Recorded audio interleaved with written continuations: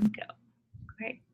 Hello, it's Dr. Heather Hammerstedt from Polis. For those of you who have rerouted to us, I wanted to say thank you. We tried a Facebook Live and we're having some reverberation issues, and I think this is really important conversation for us to be having out loud.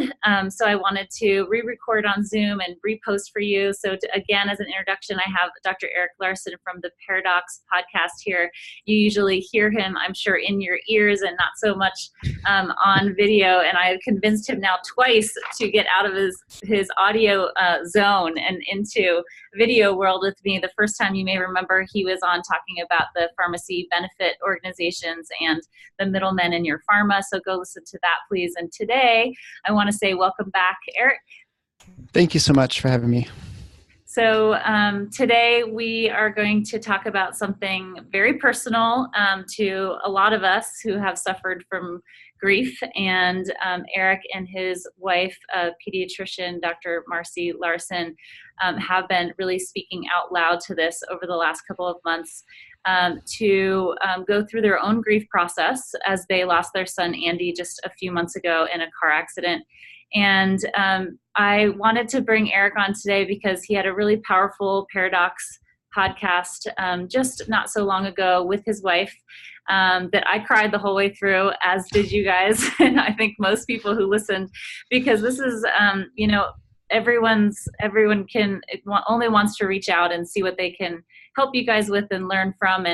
And as I said in the Facebook Live interview, I think that we don't do a good job of helping each other, and we don't do a good job of talking about this. And so I'm eager to hear a little bit about Andy and about your family, and then what you can teach us about what to go through with what to expect with grief, but also how to help each other out.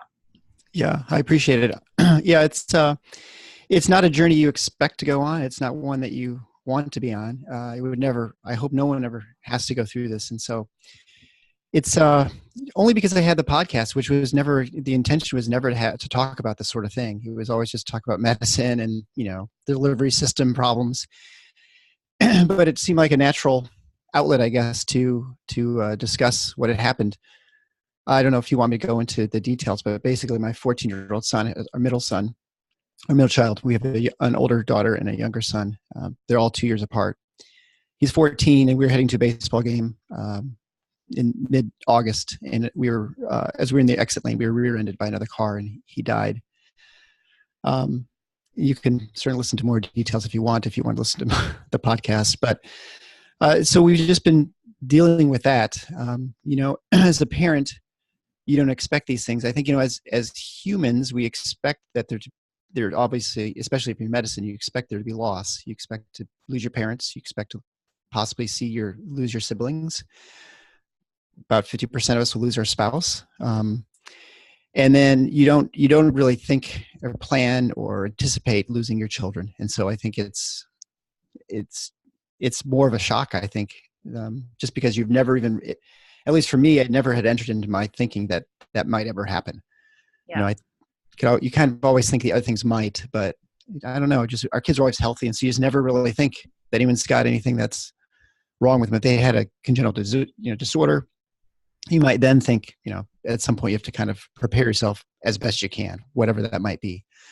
So I think in medicine too, right? We take care of other people's grief, but we compartmentalize and we assume that it's not going to happen to us. So. Yeah. I mean, that's always what it is, right? I mean, and I've sort of been talking about ways to help people with grief and to, help me. And as I try and go through this, and I'm certainly no expert, I'm just in the midst of it. But I was that person 6 months ago who didn't know what to say to someone who lost someone close to them. And so it's in some ways, excuse me, in some ways I'm trying kind of help my previous self in getting through and to kind of give advice to what I was 6 months ago and what I would have wished I had said to people who had lost people close. And I have, if anything, learned to be very,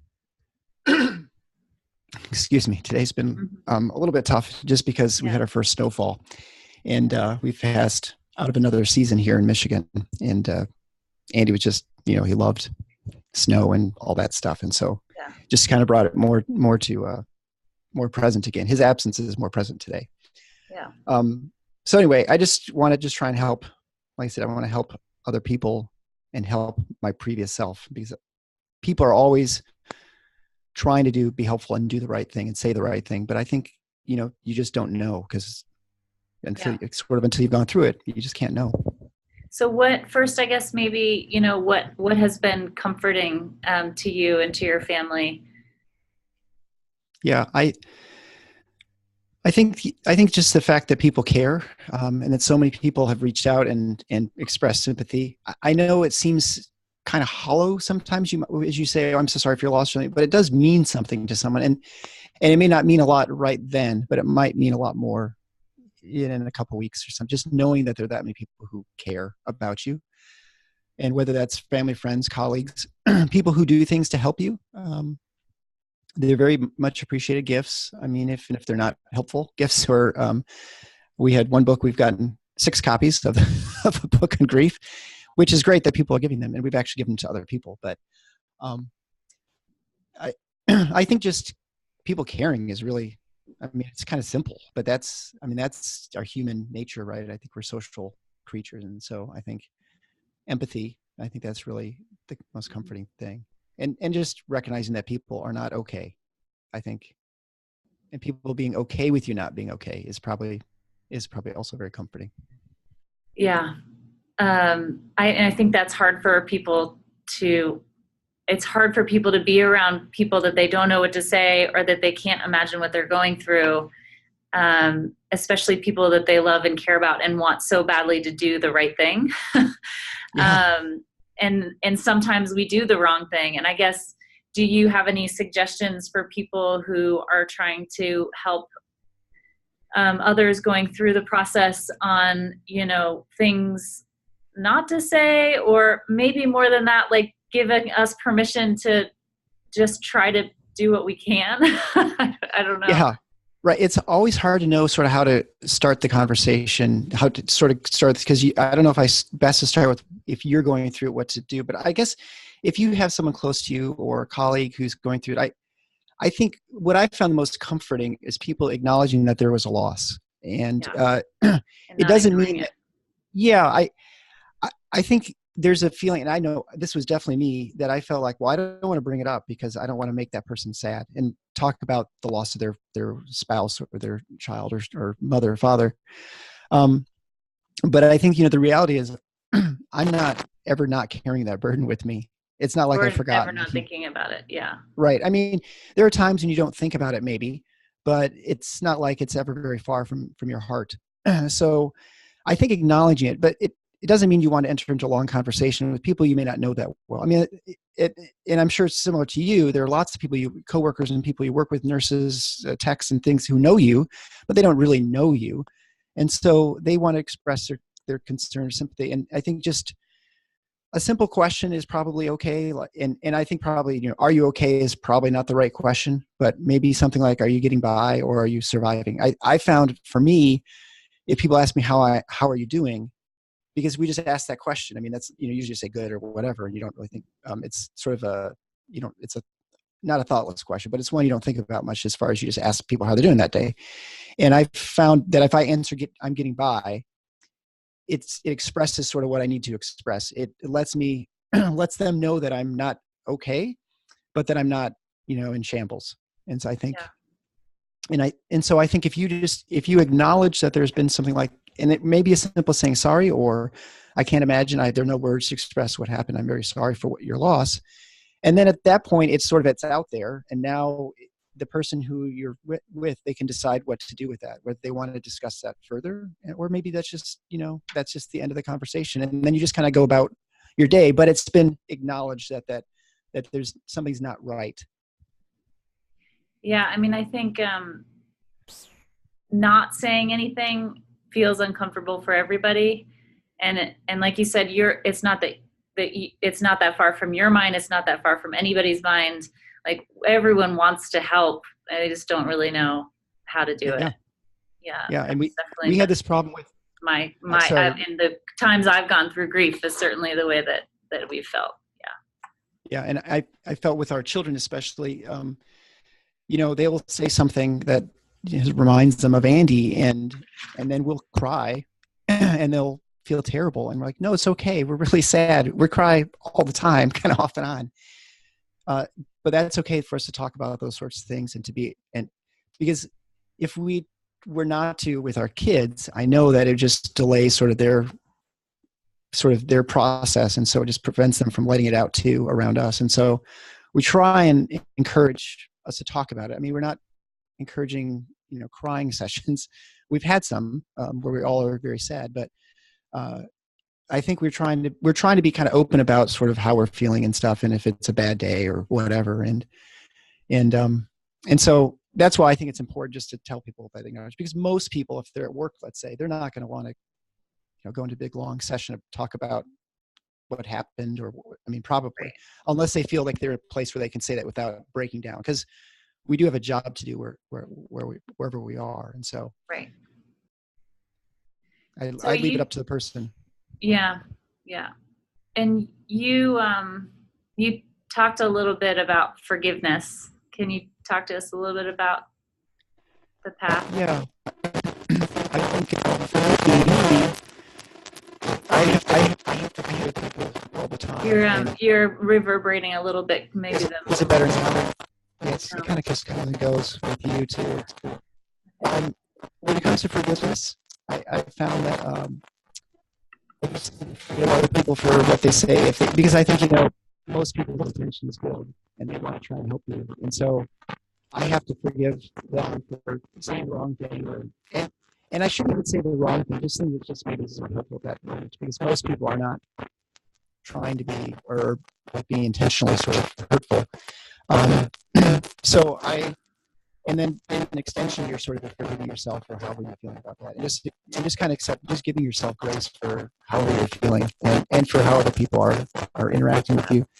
And there are some people who just, I mean, I had a couple interactions with just totally random people, like, hey, what's wrong with your head? Because I had a bandage on my head for a while, and they keep pressing, why do you have it? Your car accident, what happened? Stuff like that. Yeah. And so that's kind of annoying, but that's really unusual, especially people who never go through that. So I don't know. I think just being accepting sort of how you feel, and it's okay, and just recognizing that, and accepting that most people are there trying to help you, and forgive them if they kind of just make you feel comfortable. Hardest thing really is the whole acknowledgement thing. Like, I had a day where I worked and it's like I know the sort of knew, but they didn't say anything. It was sort of like totally normal, and it just was that uncomfortable. It's a big elephant in the room, right? And just had you just said something, it would have been better. It's not his fault, and I'm not upset with it, but I just think I'm just now sort of looking back and like, that would have been a helpful thing to sort of know. And I had a surgeon a couple of days ago, same thing. She didn't really know what to say, so she didn't say anything, and then she felt bad about it. So I don't know. I think it's and probably everyone is different in how they go through the process. So I certainly can't speak as everyone probably doesn't feel the way I do. Yeah. Can you try to unplug your mic and try to talk without it for a second here? Is that better? Yeah, that's 100% better. Perfect. Oh, interesting. Okay. Good. Yeah. So, are there practical things that people have done that stood out to you? I mean, that book must be a really good book. It actually is a pretty good book. It's written by a local professor, Lament for a Son. I mean, I think it's sort of whatever you think. I mean, if you know the person, it's probably easier to know what they would need. Yeah. It's not, if you don't know the person, showing up at their house and like doing something is probably weird. But if you have a relationship with them, I think you may have a feeling for what they need to do. Maybe I think the biggest things to help are just to just do stuff for them that's helpful. I mean, the natural thing everyone thinks is food. And so that's one thing you just don't have much energy to do. So I think that's a reasonable thing. That's easy usually. And then, if they need something done, like the house cleaned, or if you're friends with them, just get them out and just make them do stuff. And I think show up and and say, hey, let's go for a walk, or let's go do this, or maybe even just say, I'm going somewhere. Can I come pick you up, and make it easy? Because the one question that people, or the things that people say, which I know is entirely sincere, is, if you need anything, please contact me. But I can tell you that I'm never going to reach out to them. Right. Maybe if they're a super close friend, I would, but those super close friends, they tend to just kind of know what I need, and they just kind of come anyway and stop by. It's so, and again, I'm not upset with anyone who's said that to me. I think again, their intentions are best, but I think it's just something that when you're kind of going through this, you just don't have the energy to try and reach out and sort of do that sort of thing.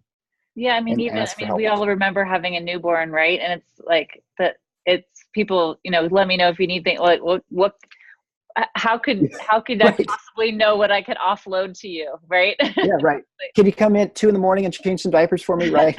Yeah. But if they just came by and said, hey, can we go for a walk with, or because they've got a little towel or something, that's something that's practical that you can go do. And then in the course of that walk or conversation, you might talk about like the horrible 2 a.m. diaper changes or whatever, and that might sort of be. I mean, so those are the things. It's not really different, I guess, in this case for grief, because you just often kind of want to talk about stuff. Yeah. I want you to be able to talk about anything you want to talk about. If there's anything that you found, having other children who are dealing with loss and supporting them and trying to support yourself, and having a spouse who's struggling, and, how, for when we all go through some amount of loss and grief, and hopefully not, losing a child, what has been hard, what has been helpful? So I would say that the one thing that has surprised me about the grief is that there's a large component of fear. And that was not something that I had ever expected or thought about before. I had never really personally gone through much. My wife had lost her mother when she was in college. And so she had gone through this in some levels. But the fear, there's fear of losing another child. I mean, I think suddenly you're feeling nervous about sending your 16-year-old daughter out in her car. Fear of losing your spouse. I mean, there's just a lot of fear. Just suddenly, loss just becomes more real, and suddenly the fragility of life is more present. And so that fear is there. And also, I think the other fear is just not ever feeling okay again. I mean, the first few weeks were so terrible. The depths of angst or misery or whatever you want to call it. It was really terrible. And so you just don't feel like he's ever going to be okay. I mean, I have a small window, I guess, of people who are really depressed in sort of how they must feel. Because nothing brings you joy. I mean, nothing's fun. Nothing, you can't even really hardly smile or laugh or anything. Maybe for like a minute or something. And then it's like, I mean, anhedonia is sort of that, it's real. And then I wrote and then I think the fear that the other people in your family also won't get better. Like, I think, you think, well, I think I'm going to make it, but boy, I sure hope my kids do, or they're going to be okay, or my wife's going to be okay. And so fear is really a big thing. So what has been helpful for us, and for me, I think specifically, I mean, we're a family of faith. And so having that sort of component has been helpful, working with our church and our pastor. But I think just finding other people who've survived the process, I guess, survived loss, and they're still, getting up every day and going to do stuff. I think that for me, that was the most helpful thing. I think just we went to a group with other parents who lost their children. Some of them had lost adult children, and some had lost, younger children. And just knowing that they had, they were sad, but that they had still gotten on with life. It was a little concerning when we first started, because they're like, yeah, it's been 10 years and I still cry. I'm like, really? I can't imagine 10 years from now. But now I can kind of understand a little bit that there's something that will remind you, or something that comes up. Absolutely. Yeah. I think in understanding that about people who lost someone 15 or 20 years ago, that they are still sometimes going to feel that like deep, like unrelenting loss in a moment, right? And recognizing and allowing them to do that. I think that's something we can all hold. And that's, yes, absolutely. And that was something, my wife, she lost her mother when she was in college. And so it's been 25 years or so. And she still would get sad the day she died, or which was around Christmas, or and I didn't quite understand what kind of it. So it's helped me sort of understand a little bit more that that's always going to be a part of you. It's just who you are. It's just not. I feel bad that things have to happen. Like Andy would have to be gone for me to sort of come and learn these things. I don't know if guilt's the right word, but you feel like it would have been better to be a good person and not have to have gone through all this. Yeah. Yeah. I can see that. Well, I'm very grateful for you for helping us and teaching us, and I'm hopeful that this was helpful for you. I'm sure that every moment talking about it, brings something, whether it's more joy or more sadness or more education or more learning or more something. But having been through difficult times myself, losing people, I know that it's always a journey. Yeah. It's a journey that we all have to travel at some point. And I think I sort of had gotten to the point where I sort of just hadn't thought about it and thought that I would have to take that. And so this is one I certainly don't want to be on and wouldn't want anyone else to be on, but I'm here. And so it is helpful to have these discussions, and I hope it's helpful to other people. And I mean, that's why I put out that discussion with Marcy. It was to sort of hopefully help us kind of talk through some things, and maybe someone could learn something in the process and be helpful to them too. Yeah. Well, I know a change of season and snow might be a hard one, but enjoy the cold on your fingers in some way for some time. Yeah. Thanks you so much. You're welcome, and take care. Yep. Bye. Yep. Bye.